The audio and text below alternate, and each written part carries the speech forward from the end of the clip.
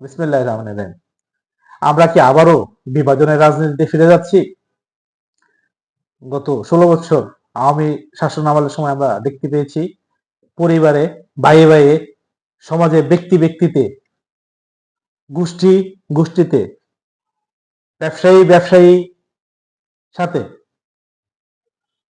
রাজনৈতিক দলগুলা একে অপরের সাথে নিজস্ব স্বার্থ, মতাদর্শ এবং ক্ষমতার দ্বন্দ্বে একে অপরকে মধ্যে বিভাজন সৃষ্টি করার সর্বোচ্চ প্রচেষ্টা ছিল। গত বৃহস্পতিবার ত্রয়োদশ জাতীয় সংসদ নির্বাচনে যে প্রচারণা শুরু হয়েছে সেখানে আমরা দেখতে পাচ্ছি সেই পুরনো কালচার আবারও মাথাচাড়া দিয়ে উঠছে। আমরা আত্মসমালোচনা বাদ দিয়ে, আমরা জনগণকে স্বপ্ন দেখানো বাদ দিয়ে, আমরা দেশের জনগণকে, দেশকে একটি সুস্থ রাজনৈতিক পরিস্থিতির দিকে নিয়ে যাওয়ার প্রতিশ্রুতি বাদ দিয়ে আমরা একদল আরেক দলের প্রতি কাদা ছড়াছড়ি শুরু করে দিয়েছি। এটা কি জাতির জন্য মঙ্গল? আমাদের আজকে অর্থনৈতিক সমস্যা, আমাদের বেকার সমস্যা, আমাদের শিক্ষার সমস্যা, নানাবিধ সমস্যার মধ্যে আমরা শুধু একটাই দেখতে পাচ্ছি যে ক্ষমতা।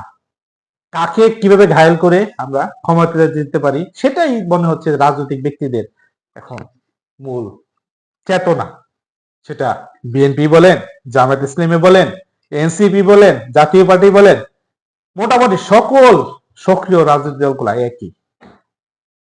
আমরা চাই না বিভাজনের রাজনীতি, আমরা চাই না সমাজকে ভাগ করতে, আমরা চাই না ভাই ভাই দ্বন্দ্ব, আমরা চাই না বন্ধু বন্ধু দ্বন্দ্ব, রাষ্ট্রের মধ্যে নাগরিকরা একে অপরের সাথে দ্বন্দ্বে লিপ্ত হোক।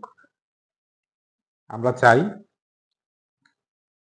বাংলাদেশের জাতীয়তাবাদী বিশ্বাসী সকল রাজনৈতিক দলগুলোর মধ্যে ঐক্যবদ্ধ সম্পর্ক অটুট থাকুক, যাতে কোনো কুচক্রী, কোনো দুষ্কৃতিকারী, কোনো আধিপত্যবাদী শক্তি যেন আমাদেরকে ঘায়াল করতে না পারে।